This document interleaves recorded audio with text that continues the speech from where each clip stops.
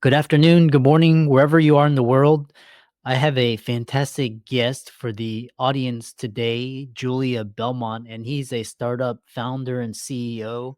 His startup is called the Human Network, which we're going to hear all about what he does. And he's got freedom. He has time, emotional, he's got financial, and location freedom. And I'm really happy to showcase him and his startup for the audience. Julian, welcome. Thanks. Happy to be here. Yeah. Briefly introduce yourself and talk about what Human Network is and what it does. All right. So I'm Julian. I was born to a French dad and a German mom. Grew up in Europe, early childhood. And then I grew up with a little sister, which makes it for very interesting stories.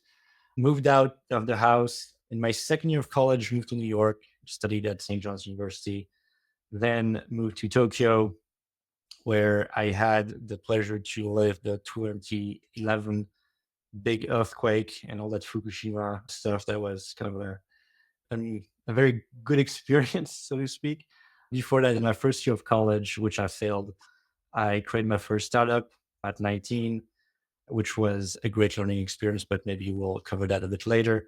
After Japan, took a year off and I had to finish my master's, and that brought me to China for 8 years. I lived over there, did some different startups, joined different projects because they were pretty fun, and in various industries, mostly not related.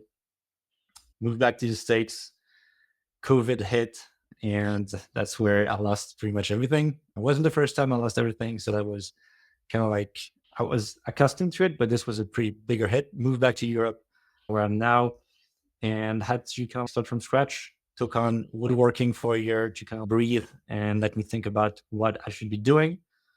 And that's when the human network, started to germ into my mind. And that kind of came from seeing in the States a lot of people not having access to medical insurance because of the system, of how the system is built. And when COVID hit, you could really see that happening. A lot of people were in distress, and it was a very difficult time for a lot of people. And since I had nothing to do and I had to start everything from scratch, I thought, okay, what would be a worthy cause for me to tackle, sink in all my experience I have over the years, and do something worthy that I could be doing for a long time. And that's kind of like how it started. Like, how can I make an impact? How can a business make an impact and be a business at the same time? And so the biggest problems of our lives, there are a ton of problems in the world, but one problem we use daily is social media. They've been around for a long time. We are all using them, pretty much all of them, all of us, on a regular basis. But the system is flawed, and so we are changing things. And that's like how it started. And it's going to be released on April the 9th on the App Store, and it's going to change things. Happy to talk about it. If you have more questions about it, I'll be happy to indulge you. Yeah, really. Yeah, I've got a lot of questions. Your startup, your founder, your journey. It's always great to one first the Human Network, what it is, why people searching for a solution to their problem or pain point or aspiration, what need does it address? Okay, so social media has created a host of different problems that maybe you see it as a content creator, podcaster. The regular person is going to see different kinds of problems. So there's a host of different problems. There's like creators, regular people, and their businesses. All of these people have problems with social media. Those problems are not the same. And so we try to address most of these and bring them together in a radical new way. So I'll start with your regular people, you and me, when we open our big apps on a late night and we scroll. You have no control over what you scroll over. You're fed an algorithm from an algorithm, and you're fed content you have no control over. So one of the things that we're going to do is we're going to bring back control to what your new experience is. So you're going to be able to be a master of your own algorithm, which is going to be a tremendous change on how people consume content. You'll be able to select the type of content you want to see, the categories of content you want to see, the quantity of things you want to see. Essentially, telling the algorithm what you want, and it will obey you instead of pushing things based on your likes and, your interactions with things. That's one thing. Second thing is, for content creators, there's a lot of burnout happening because they have to create and churn ideas and constantly post, because that's the name of the game. Because the moment you stop, your reach drops and you have to start from scratch. And so the idea is that's burnout. And the rate of burnouts are massive and super, super high. And it's only getting worse. And so we thought, okay, why not take care of everything that creates the burnout feeling and solve that for these people, because that's what they want to do. That's their livelihood. And so the system and life, the network, will solve these pain points and will allow them to get in touch with businesses, get their sponsorship deals, get their brand deals, get a better audience fit because of that algorithm tweaking that people are going to be doing themselves. Your content will be seen by people that are really genuinely interested in your stuff. Then there is the monetization aspect. I don't know if you make a lot on your podcast with the views and all that stuff, but the system today is capped. So all these big platforms have a fund. Some call it the creator fund, and that fund is limited. So they put a certain amount of money in it, and then creators share that pot. But the more creators are coming into that pot, the smaller your share becomes. Therefore, on the crowded industry, everybody wants to be a content creator because everybody wants to be Mr. Beast. The problem is with that system that it's not sustainable. And so what we're doing is we're taking 40% of our ad revenue and we give it to content creators. That means that as the network grows, content creators' earnings grow with us. So that's a radical shift in how we do things. Now, for businesses, they use social media to find their customers and sell. That's pretty much why a business would be using social media. Essentially, I take some shortcuts. Problem is, social media is very complex. If you're a small business owner, if you're a pizza shop, you don't know how to make a viral video. You don't know how to get in touch with a content creator. There's a lot of things you don't know how to do because it's a bit overwhelming. And what you do in that case, if you're a pizza shop, you will go to a digital media agency. That digital media agency is going to take a lot of money from you to put you in touch with some people, some creators. But those are not going to be your ideal prospects that you want to work with because they only work with a certain subset. And so this is very costly. It's quite inefficient. And so we're going to put that in the network and have businesses be put in touch with risk creators, with the right people at a fraction of the cost and in a much more efficient way. We tie all of that with sales happening within the network. So you don't have to create an external website. You don't have to get people from one app to a website to get you all the credit card information, all that. Everything's going to be streamlined.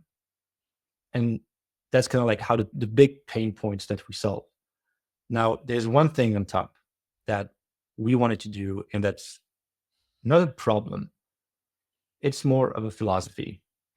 And this is what we call the Life Fund. So the Life Fund is basically us running ads that are going to be donated into a fund, and people are going to be choosing where that money goes.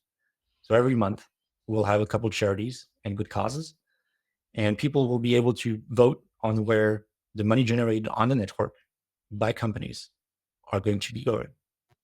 To give you an example, if TikTok was using our business model last year, they would have given away $1.3 billion into charities in the US only. So that's what we do. Yeah, excellent. Yeah.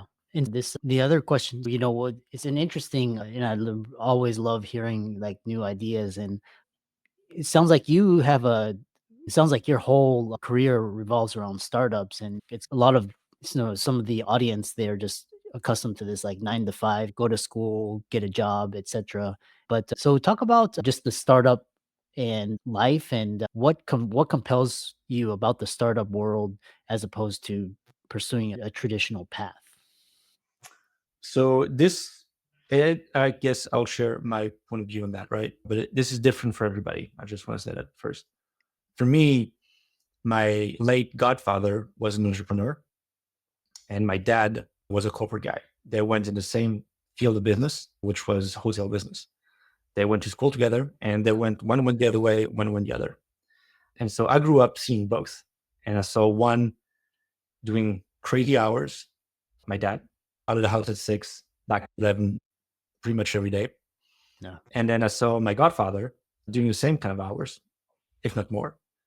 And then I could compare what was what. And I saw one had much more freedom, worked as hard, it's not if not a little bit harder, but had more freedom to do whatever he wanted, whenever he wanted. And I saw my dad, corporate, great success, built his career from being like nobody to a good managerial position. And I thought, okay, which way appeals the most? And I think that that kind of shaped me into thinking entrepreneurship. I think entrepreneurship is my way. And I started experimenting with this when I was 15, and I started to sell some MP3 players back on eBay. And I don't know when the first were USB sticks, so like a long time ago. Makes me very old. Anyway, I assume and you're a that's like Gen kind of X. like yeah, I am no, I'm still a millennial. Oh, Like millennial. 30, I'm 36, so I'm not that old. But it gave me a taste of entrepreneurship. And then the startup, to your question, I always wanted to get into that because like I did my Steve Jobs, and what he did was fascinating. In the first year of college, we tried it, and it was a great experience. I was pursuing a master's in business and entrepreneurship. In 6 months of doing this stuff, like I learned so much because you have to learn things on your own. You have to learn accounting, marketing, like everything you would learn in business school. It's a crash course on just do your stuff, otherwise you die. And then one of my co-founders betrayed us, and that kind of like crashed everything. We had to sell. Anyway, it was a great learning experience. It's hard, obviously. And then I was like, okay, maybe this isn't for me after all. And, and then I finished my studies. I earthquake in Tokyo, went back to France to finish my master's. But I took gap year, and at gap year, I worked for HSBC in private banking for 6 months, super corporate. So like the total opposite of what I always wanted to do. And so I got to experience in a short amount of time, fair enough, those two worlds. And I was miserable. I was genuinely miserable at that job in front of my computer. Not that I'm not in front of a computer. I'm spending my whole life in front of a computer, but working for somebody else in a this like big environment with all these rules and office politics. And it just wasn't for me. And I have this talk with a lot of my friends because most of my friends are not entrepreneurs. They're pursuing careers and they're really happy. And I think down the line, at the end of the day, this was this is what is important, right? What do you feel? Do you feel happy in your career? Do you feel happy with the path you chose? Or do you feel happy being miserable and eating chicken and rice and not knowing your future, which is like my path I'm taking now? It's really who you are. And I think like it's instinctive and you can feel it, whether you are one or the other. That's kind of what I believe. I'm not, it's not science. I'm not saying this as like this is the truth, but that's like what I feel. Interesting. Yeah. Yeah, because there's always this path. Do you go the traditional route, or do you become an entrepreneur? And it's always a tough decision. Yeah, I remember those days when you had to ask for like vacation, or you had to even ask like to go to the restroom, man, which is ridiculous. But one thing is talking about is, do you think in terms of entrepreneur, because now we've got huge major disruptive forces. The internet took out a lot of just like traditional ways of thinking. COVID, but now it's like the iPhone, social media, cloud. Now we got AI, robotics, and this idea, this like kind of this traditional idea of go to school, get into debt, learn a trade or profession, get hired by a company, work 60 years, retire. That doesn't really work for a lot of people now. So do you think a lot of people are going to be forced to learn entrepreneurship? And do you think, for example, colleges and education is going to just not be relevant anymore because people can go onto YouTube and podcasts, and you can ask ChatGPT anything and they can explain it to you very well, better than any teacher or professor? Chris, that's a very hard question. That's a very difficult question. And a lot of people have opinions on this. Some will say college is useless because of everything you just said. You can learn on your own, and college is not as valuable as it used to be. Yes. There are much more tools in today that allow you to do stuff faster, easier than it was before. I don't know if you can learn to be an entrepreneur. I think, and this is probably gonna be controversial. I don't think you can learn. I think this is something this is who you are. So like you Interesting. like to take risks, you can suffer and endure pain a lot and shit conditions of life, which I've had lowest. Sorry, I cursed. My bad. Sorry, my bad. Bad conditions of life, a lot of setbacks, judgments of others, doubts. All of this makes entrepreneurship very hard to sustain for a longer period of time. Now, if you're equipped to deal with that and you accept it, you embrace it, and this is who you are and you're happy this way, then yeah, you got so many opportunities to do things. You got GPT, you got all the resources like Udemy, all these like online courses you can take. And if you need knowledge, you can do YouTube and learn stuff. I learned woodwork, for God's sakes, I learned woodworking in a year on YouTube. Like I picked up YouTube, I bought some tools and I learned how to make tables and chairs and stuff like because I liked it, I was interested in it. So that powers your will, right? If you're interested in something, you're going to learn fast because you have the will and your mood is there. Now, college, I did college, I finished college. I wanted to quit college when I had my first startup. And that's part of the big discussion with my parents. They're like, my parents are like, you need to finish your education. And I'm glad I did at the end of the day, even though I've never used my degree to get any jobs because I always try to do my own thing. It gives you structure. It gives you things that are just different than what you need to be an entrepreneur. And Hmm. it's not the same. And I don't think like it's about is it better or worse? Is college useful or not useful? It depends also what kind of field of study you go in. Like it, depending on what you study, very hard to study certain types of topics. And it's also the people you meet. And this is something that's often very overlooked. Hmm. When you are an entrepreneur, you rely on your own, you're by yourself, you're miserable, and it's very difficult. If you're in college, you get to meet a lot of people, you get to expand your opinions, you get to debates, you get to do other things that you can't necessarily do if you're by yourself or you're doing YouTube. And this is very valuable. So I'll give you an example. If I had never, if I'd quit college, I would have Hmm. never gone to New York. I would have never gone to Japan. I would have never gone to China and Wow. did everything I did because I had a program. I was lucky enough to have a program that allowed me to visit different universities. And that's a great experience. Now, what I learned as the curriculum and stuff like that, I'm sure there is structure I'm using every day. I don't even realize it. But that's a tough question. And college is not for everybody. You can also learn a trade. You don't need to be an entrepreneur. You can learn a trade, which is also something different. There's a lot of entrepreneurship involved with this as well. So it's very personal. I think like it's a very personal decision at the end of the day, whether you want to go into college. The debt thing, that's something else that's very American. For example, in France, you can go to college for free. Yeah. I'm not saying that we have some pretty good ones, and sure, fair enough, it's a specific system. But if we're talking about the US, it's true that that financial burden is something to consider. And the promise of college was always go to college, and once you're done, you're out, you have a good job, and you can build from there, build yourself up, and be financially free and get there. And somehow that got eroded a little bit from what I understand. And maybe that promise should be rekindled and something should be looked at. But I don't know how to answer your question, college or entrepreneurship. That's a really tough nut to crack. Yeah. Yeah. We have around 5 minutes. And so just end it out because entrepreneurship is all about risk. And what was really interesting is you're either miserable as an entrepreneur, you're either like poor and broke, but you have your freedom. You can pursue whatever you want, or you're stuck in a corporate job that you hate and you have no control. So it's That's very black and white, Chris. yeah. Yeah, so it's choose your own, but so how do you like what mindset would help you to manage risk? And then finally, how can people find you and learn more from you and connect with you?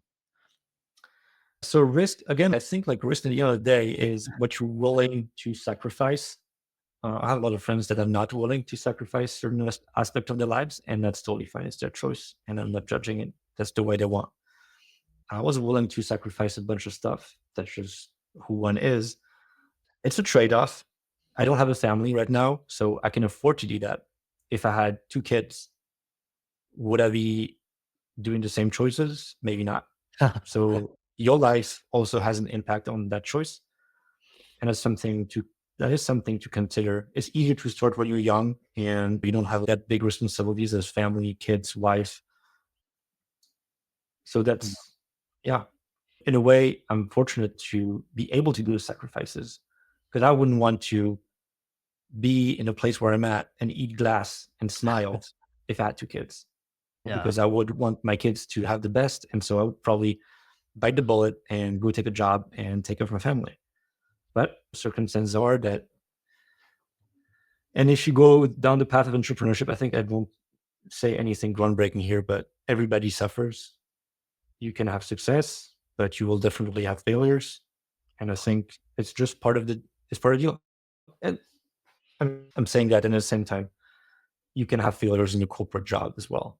You can be demoted, you can be fired. There's a lot of things that can happen. It's not like us entrepreneurs who have a miserable life most of the time. It's not true because we're still happy, even though we're a bit miserable.